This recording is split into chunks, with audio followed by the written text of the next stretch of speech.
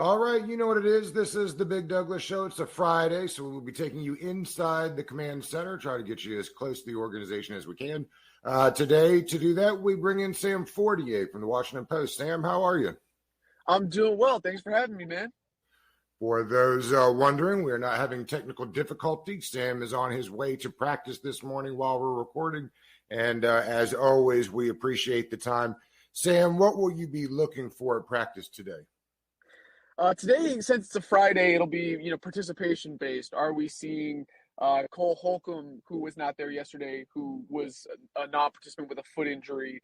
Are we going to see Jahan Dotson? Likely not. Ron Rivera saying yesterday he'll probably miss this game with a hamstring injury. But on Fridays, generally, you just check, are the guys who are on the injury report participating or not? What is it? Let's go through the injury report a little bit. I know Dotson is on there another week. I personally hope that he is. I'd be perfectly fine if he doesn't play this week and probably next week. It felt like last year they kept trying to get Samuel on the field. These race horses, I don't like rushing them back, particularly with the soft tissue injuries. I hope they slow play this thing. Yeah, absolutely. And, some good news on the front. Jonathan Allen was not there yesterday, but supposed to be just a rest day. Sadiq Charles, we haven't seen with an illness. So, if he can't go, it seems like they're going to go with Trey Turner. William Jackson, not out there with a back injury, but everybody knows, I think that is a complimentary reason to him not being out there. Ron Rivera asked yesterday if he expected William Jackson to be back on the field at any point for the Commanders this season. And he said, we'll have to see about that. We're focused on the guys who are going to play. So that to me suggests they're going to release him or trade him after this trade deadline on November 1st. And Cole Turner, I believe, is the other one who was a non-participant. He had a concussion, left the Green Bay game early. So I wouldn't expect him to play this week also. Yeah, it felt like if we could see you, there'd be air quotes around the back injury for William Jackson the third. That brings me, I guess, to my next question, Sam. Do you think that there will be any action from this team, buyer or seller-wise, at the trade deadline? It's hard for me to imagine yes, unless a team feels compelled by injury or underperformance to give up a conditional sixth or a conditional seventh for William Jackson the third. I mean, he's just sort of a guy who not only does he play a lot of press man, that's his strength, at a time when the league is trending away from press man, playing a lot more, match zone. I just think he struggled even in man situations this year. So it's hard for me to imagine them getting a big return on investment. They could do what Atlanta and Cleveland did with Deion Jones. Atlanta sending the linebacker to Cleveland and Jones basically chopping off the last year of his contract and saying, hey, I'll be a free agent earlier. And the team, Cleveland acquiring me doesn't have to be on the hook for so much money. If William Jackson's committed to, getting a fresh start, playing in a new scheme, he could do that. And that could help the trade compensation. Washington could also take on salary to help the trade compensation. But I think what you can expect to get back from William Jackson is not very high. It's just incredible to think what has happened there with that guy. And it's not, Washington tried to do the right thing, right? When they went out and got him, he was the top corner on the market that year. And for whatever reason, just didn't work here. Now, maybe I've been watching it wrong, but it feels like when they put Benjamin St-Juste outside, they allowed him to play a little bit more of that press man coverage. Is that what they're doing out there, or is that not right? I think that they've played a pretty consistent amount of press man, whether it be Will Jack or St-Juste. And that actually is one of the things to me when the initial NFL Network report came out about William Jackson wanting to be traded, wanting to be in a new scheme. I think that that report highlighted that Washington played zone 60-something% of the time, sort of suggesting that they were misusing him or that William Jackson was being held back by the scheme. But as I mentioned earlier, the league is changing. And if you really dig into it, at least according to True Media, Washington plays man coverage at about, 31%, which is, the 10th highest rate in the league. And there's really only 4 teams the New York Giants, the Miami Dolphins, the New England Patriots, the Detroit Lions, who play man coverage significantly more than Washington, up, 40% or higher. So to me, it's not so much that Washington is playing more press man with Benjamin St-Juste. Maybe you're just seeing more effective press man, because if you look at that secondary, when Cam Curl comes back and when they bench William Jackson, I think you're seeing better communication. You're seeing more cohesion.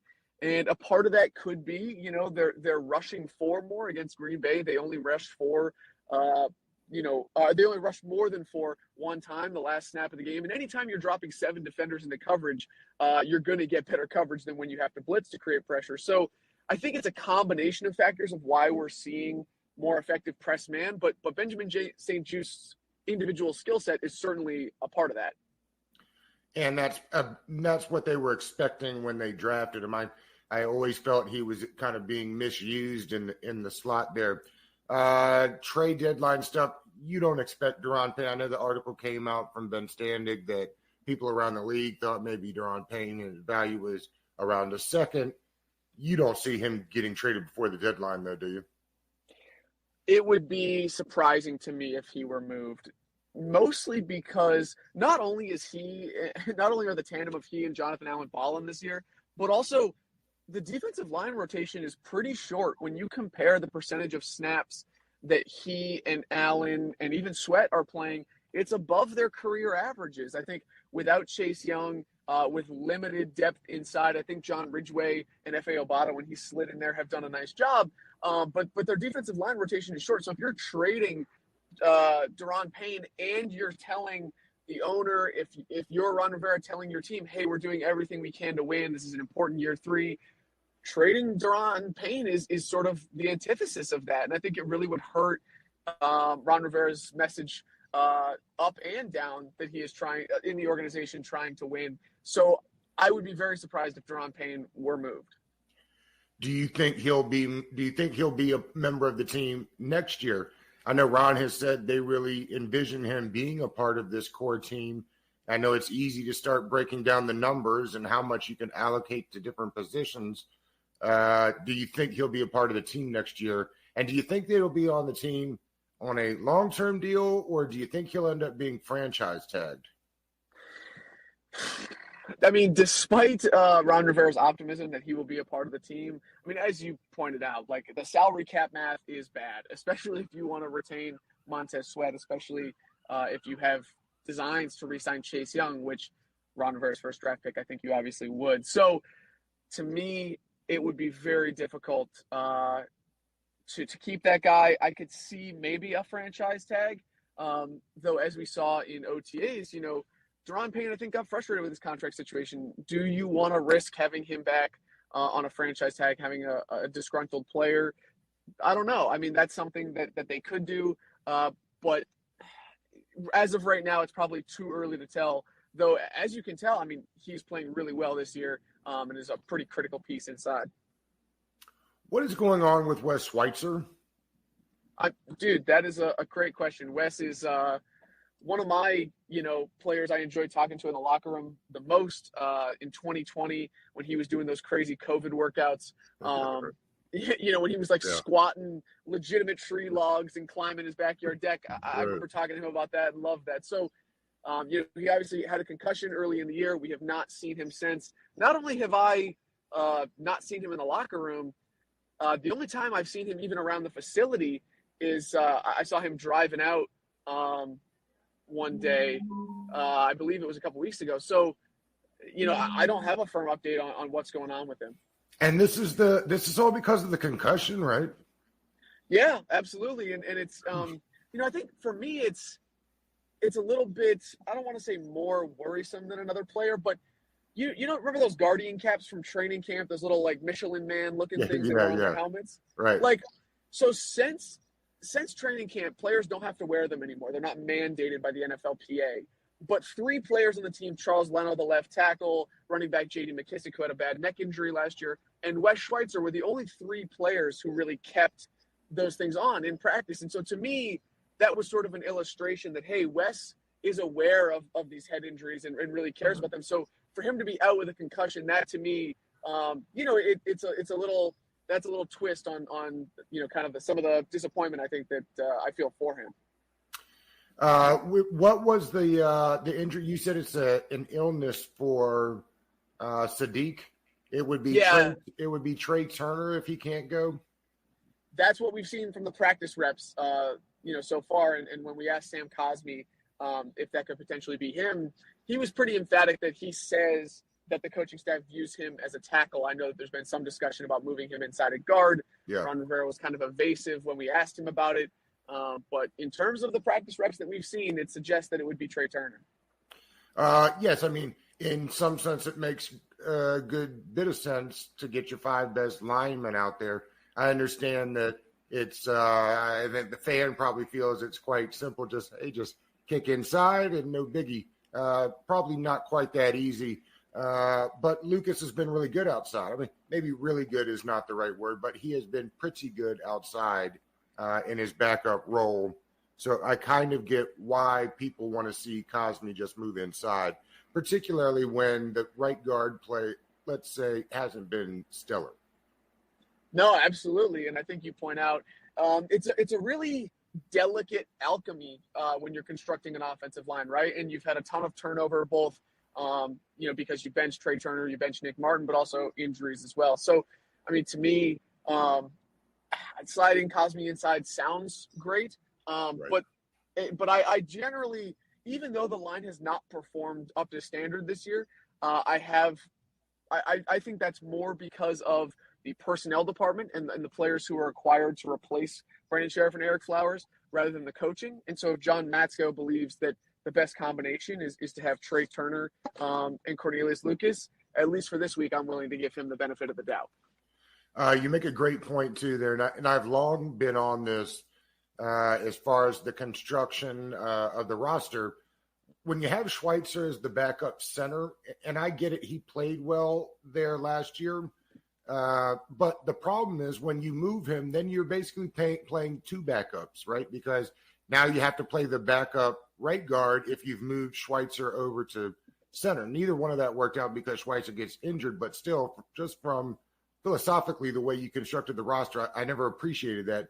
And frankly, you could see now that Larson's back, there was an uptick in my mind at the center position last week because we've seen previous weeks lots of low balls and high balls and snap miscues. It looked better with Larson. Do you agree?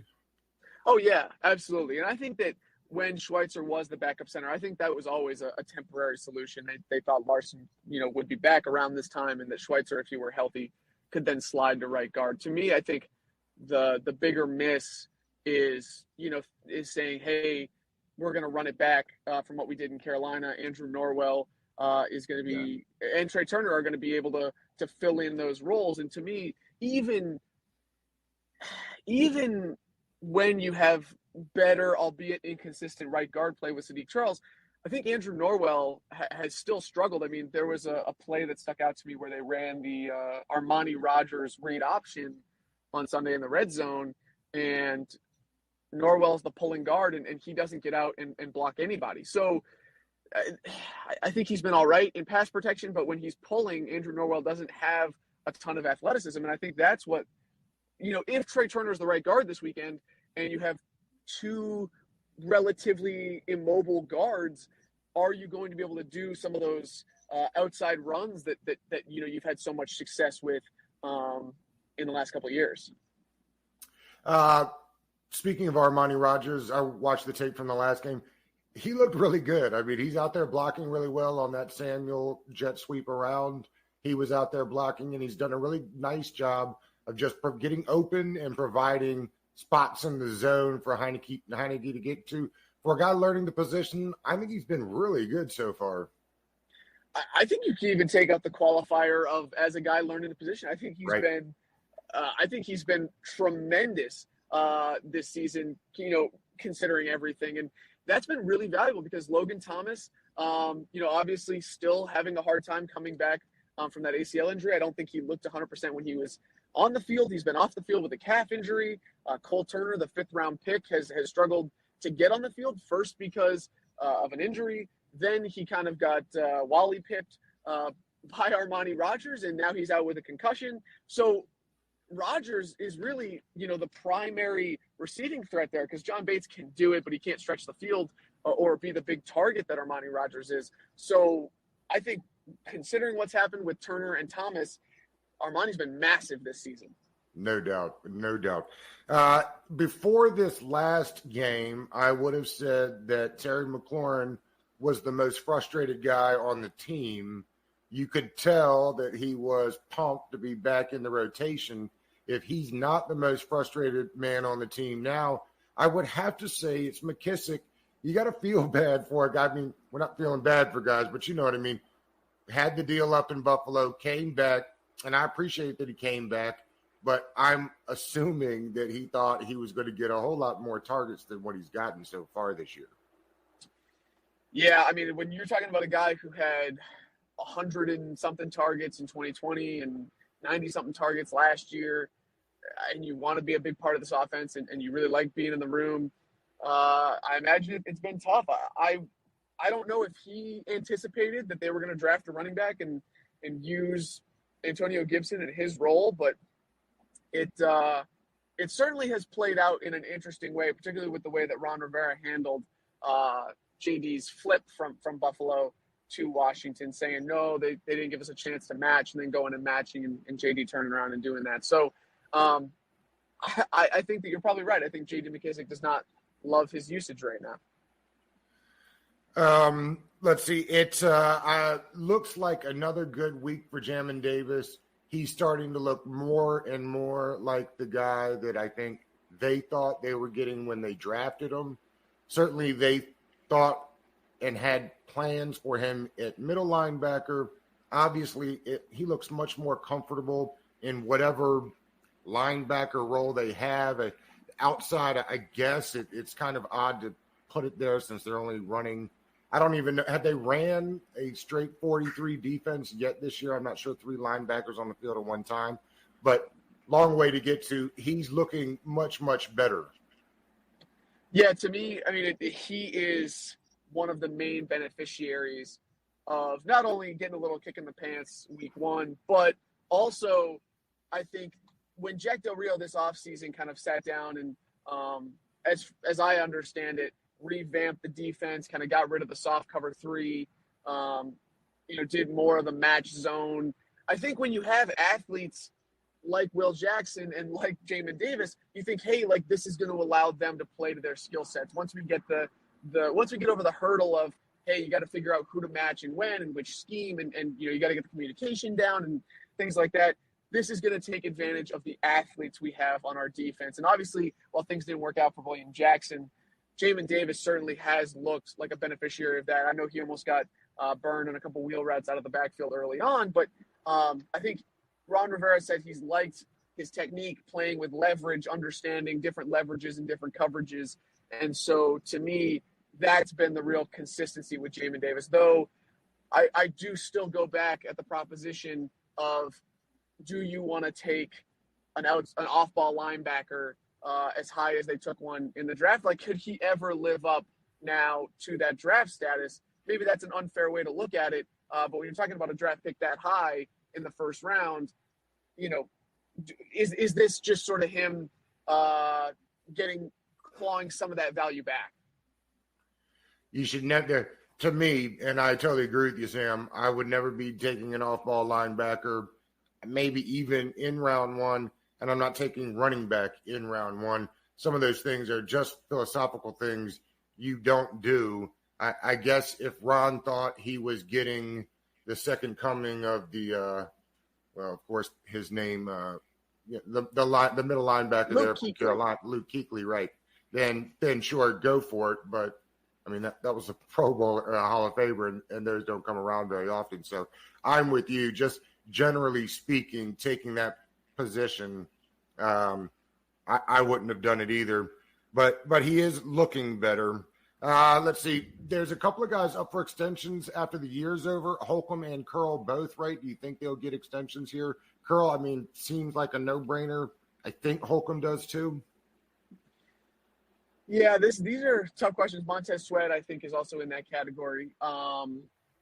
But I mean, Cole Holcomb is maybe the most pressing one because at least you have Cam Curl and Sweat because he was a first rounder under contract for another year. Okay. Holcomb, or you have the 5th year option, I should say. With Cole Holcomb, his contract is up, so they will have to make a decision on that. Jack Del Rio obviously is a big fan of Cole Holcomb. Before the year, he said that last year he thought Cole Holcomb played as well as a lot of guys who were getting more recognition. He's been complimentary of him in press conferences during the year, and I think he's been all right. He's been pretty steady in that middle linebacker position. I think sometimes he still has trouble against the run. So, I mean, it's a tough – the linebacker market is certainly depressed, and you could probably get Cole Holcomb on an affordable deal, but do you want him as your primary middle linebacker moving forward, especially if you're going to have to keep Jamin on the outside?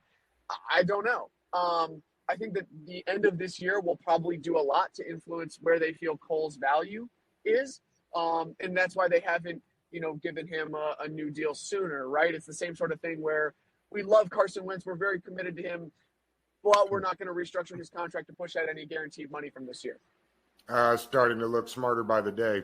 You mentioned Jack Del Rio. His contract's up at the end of the year too, right? When do you expect he'll be back? Right now, I would expect Jack Del Rio to be back. I mean, he's having a nice bounce back year. I know they haven't faced a ton of elite offenses, even though Aaron Rodgers was the quarterback for one of them.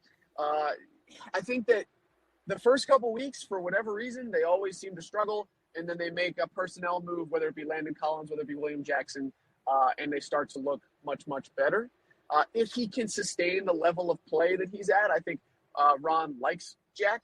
I think that Ron trusts Jack, as we've seen, when Ron this week had to miss practice because of a personal situation regarding his mother, flew back to California and left Jack as kind of the one in charge, split it up a little bit, but also left Jack the one in charge, as he did when he was going through his cancer battle in 2020. So I think that there is a mutual trust between them, and Jack Del Rio is the only coach on the staff with former head coaching experience other than Ron Rivera. So I think that there is a mutual trust there. And even though he had the dust-up comments in June, I don't see that as being disqualifying as long as he gets this defense to play much better through the rest of the year. Okay, let's get to the game a little bit on Sunday.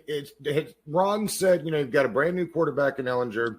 There's no real tape on him. What have they used to prepare for him? Scouting reports, college tape, preseason tape. That's really all you can do. It's a challenge that you face as a defensive coordinator every once in a while. And Jack Del Rio has a pretty good track record against young quarterbacks. So I don't anticipate that part being a difficult challenge. But to me, the biggest thing is sort of what you see with Taylor Heinicke, right? Like Ehlinger is much more mobile than Matt Ryan. He's going to scramble. He's going to escape big negative plays.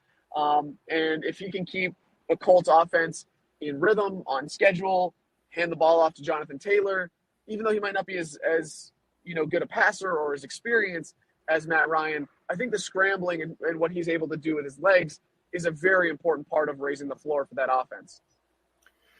I know you've been around football for a long time and covered a couple different teams. Now, have you ever seen anybody as beloved in the locker room as Heinicke? That's a good question. It really is. He is a charismatic guy. I would say Phillip Rivers was beloved in the Chargers locker room in a different way.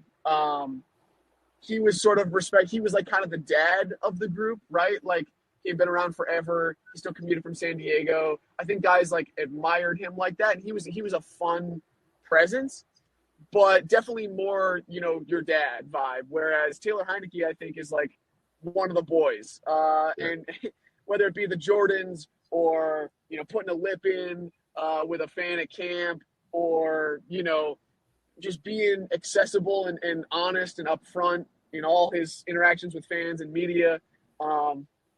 It certainly does seem that Taylor Heinicke has something special about him. It's interesting. You were mentioning something when we were talking about McKissick earlier, and I totally agree with you. And it makes me wonder, and I guess this is what they had been doing, and Gibson probably likes the way it's happening now. It's obvious that they had Gibson in the Brian Robinson role, and so that McKissick was in his natural role. I don't understand why they just didn't use both of them in the same way. Why did it take so long? Because now we finally got Gibson back to where I think he belongs more, which is moving around a bit more. Seems like he's getting stretched outside a bit more, where they can get Brian Robinson jammed up the middle. Jamming Gibson up the middle really was never his strong suit. You're saying, why did they use Antonio up the middle last year? It feels like that's why they did, so that they had a Brian Robinson type player, even though I'm not necessarily sure he was best suited for that.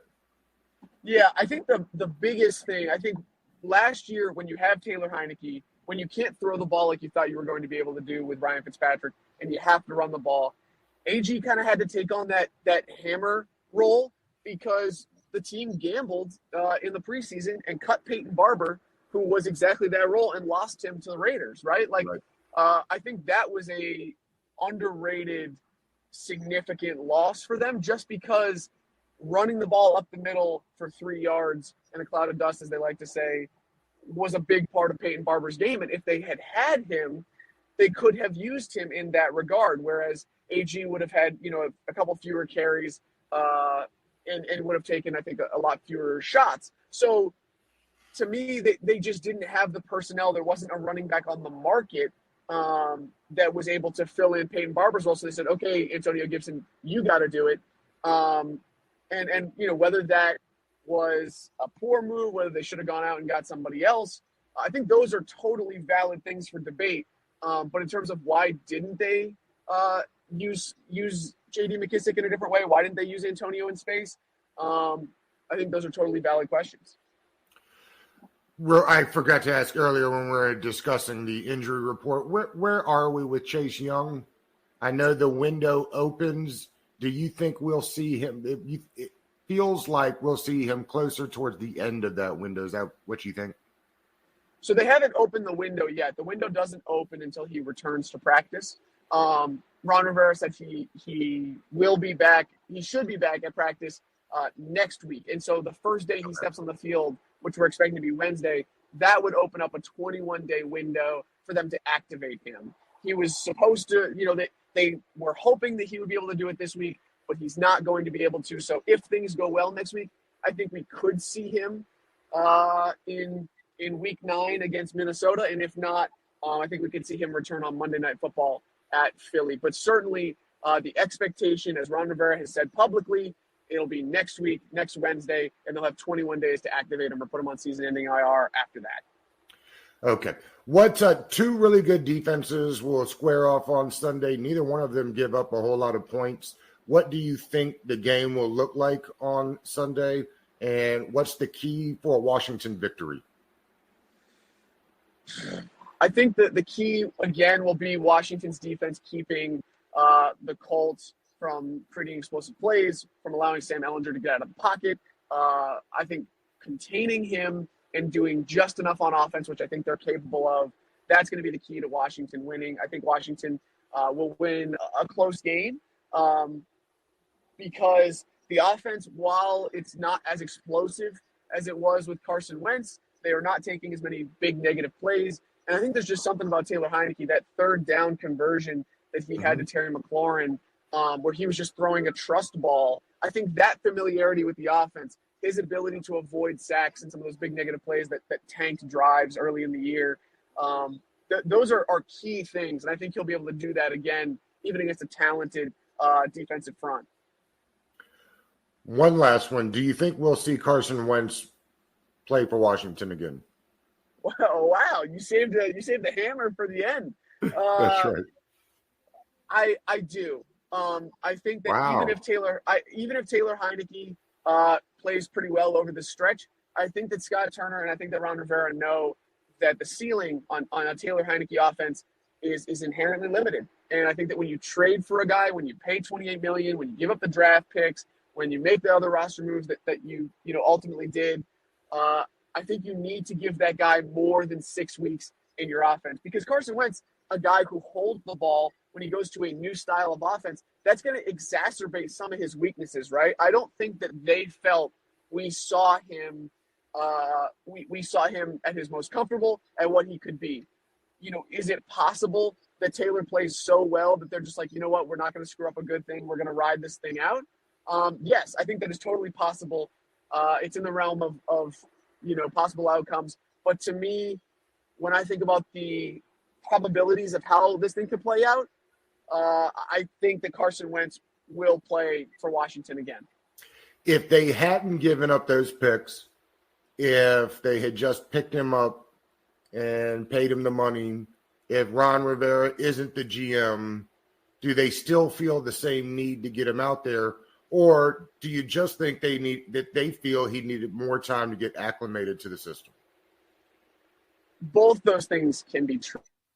If Ron were not in charge of personnel, if it was not year 3, I think they wouldn't feel as compelled to give him a shot.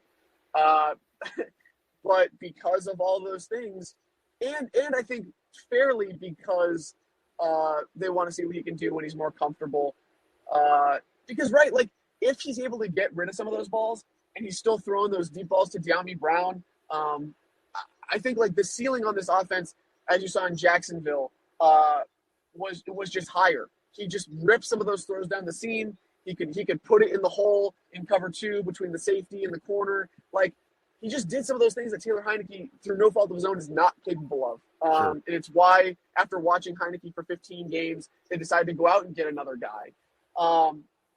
So, yeah, I think ultimately they want to give him another shot at it. All right, throw us a score prediction, Sam. I'm going to have to say 24-20 Washington. All right, Sam, you're the best, man. When do you head out to Indianapolis? Will you fly out tomorrow? Yeah, I'm out of here tomorrow morning. All right, buddy. Have a safe flight, man. Cool. Thanks so much, Doug, as always. All right, thank you, bud.